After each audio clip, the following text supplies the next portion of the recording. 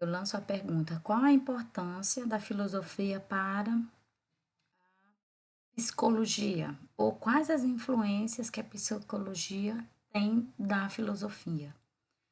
É comum, nos questionarmos sobre o papel da filosofia no surgimento da psicologia, ainda mais quando começamos a estudar a história da psicologia. Para que nós possamos responder o tema proposto, nós devemos entender as perspectivas dos filósofos que contribuíram com essa indagação sobre nossa própria existência, para depois nós entendermos os pontos que a psicologia criticou e que suscitou aí a separação dessas duas áreas. Como não pretendo abordar a relação tênue entre filosofia e psicologia, eu me limito a falar do cenário que favoreceu o aparecimento da psicologia enquanto ciência e das influências que ela teve. Então, ó, nós podemos dizer que a psicologia ela começou a germinar aí com os primeiros filósofos gregos, né, ao questionarem aí a sua realidade.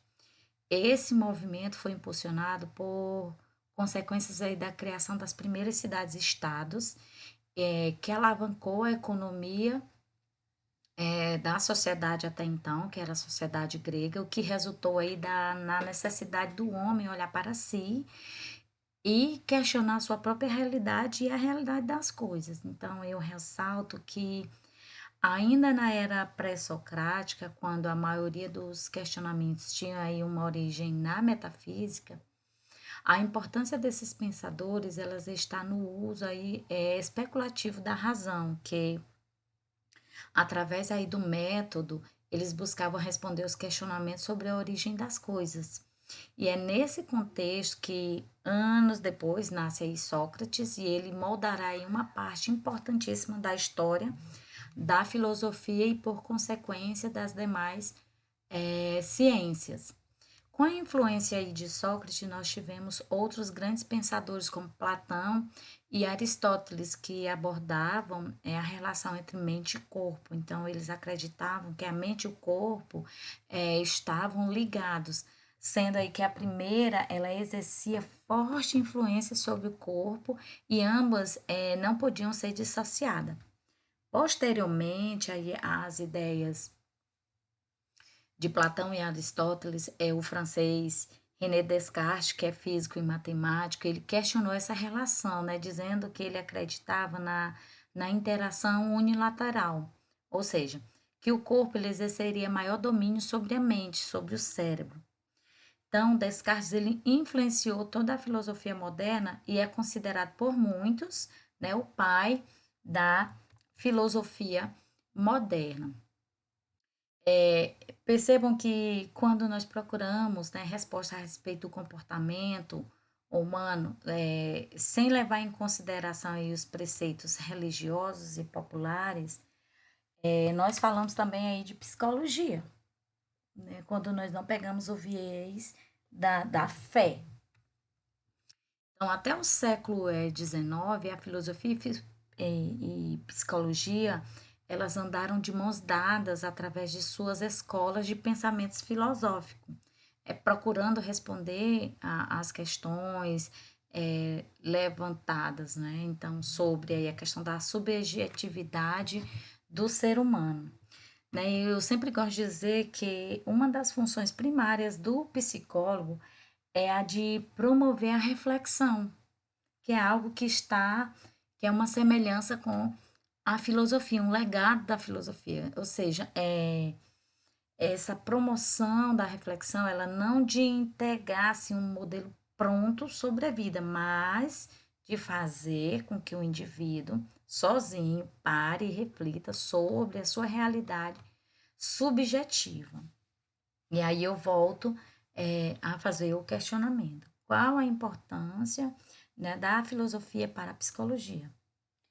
Nós sabemos que a psicologia, enquanto ciência, ela é distinta quanto do campo acadêmico, né, que começou aí com os médicos do século XIX, que também eram o quê? filósofo. Então, eles perceberam que eram capazes de explorar as bases do intelecto, né, com as proposições lógicas da filosofia. Tanto a medicina quanto a filosofia na época, elas não conseguiam responder as questões sobre a constituição da sensação, da percepção, do pensamento, da linguagem, o uso da imaginação, da consciência e da memória, né? Então, outro ponto que a razão não explicava foi impactante no desmembramento, né, dessas duas ciências. Era quanto à motivação humana, né, as apetições, as emoções, os afetos. Então, segundo a Hermann Ebbinghaus, ele diz que a psicologia ele possui um longo passado, mas uma história curta. Né? Então, eu abro aqui esse parágrafo importantíssimo para que nós possamos abrir, né, os devidos méritos aí aos teóricos que se aprofundaram dentro da ciência psicologia, né? Então, nós sabemos que Wundt, ele construiu o primeiro laboratório de psicologia e foi o pioneiro na experimentação, mas não nos estudos iniciais. Wundt, ele foi muito influenciado por Gustav Theodor Fechner, com a obra dele Elementos da Psicofísica. Fechner, ele foi um matemático e físico, né? E filósofo. Ele quem desenvolveu aí os primeiros pensamentos a respeito da relação entre a quantidade de excitação e a intensidade de sensações. Então, foi nesse contexto que, no início aí do século XIX, a psicologia ela interrompeu as especulações sobre a natureza humana e desviou sua energia para fins mais objetivos, fins mais concretos. Então, nesse momento, a divergência direta aí das ideias ocorre a separação entre a filosofia e a psicologia. Na época, os primeiros psicólogos eles tiveram assim a árdua tarefa de romper com os preceitos metafísicos da filosofia e tentar estabelecer aí a psicologia como uma ciência natural.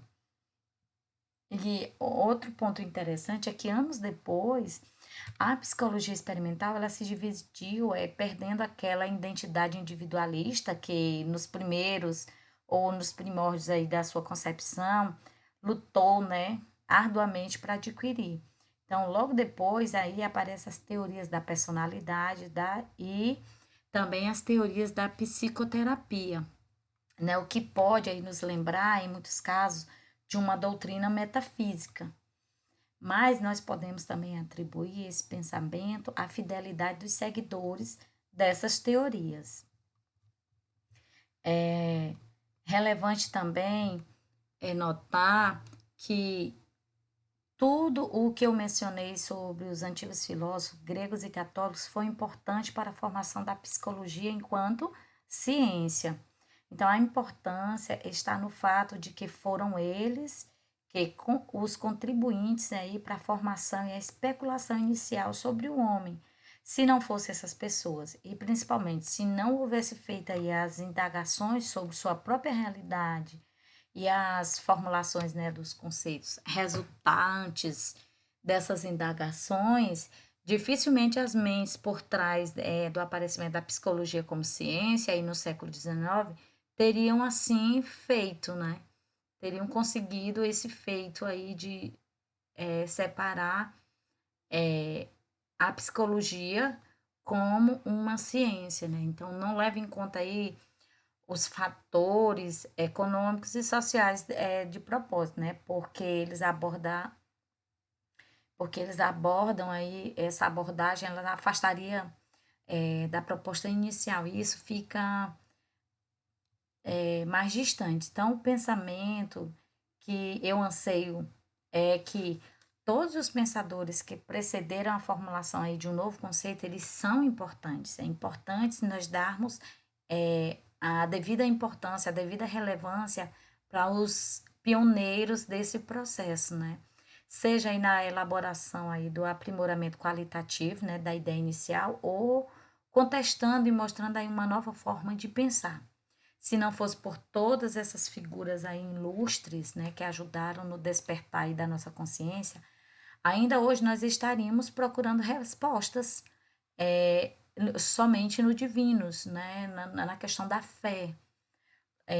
A importância aí da filosofia se justifica ao longo de todo a nossa fala, né? Então, a filosofia e a psicologia, elas sempre estiveram juntas, mesmo que essa segunda não tenha sido outrora elaborada de forma intencional.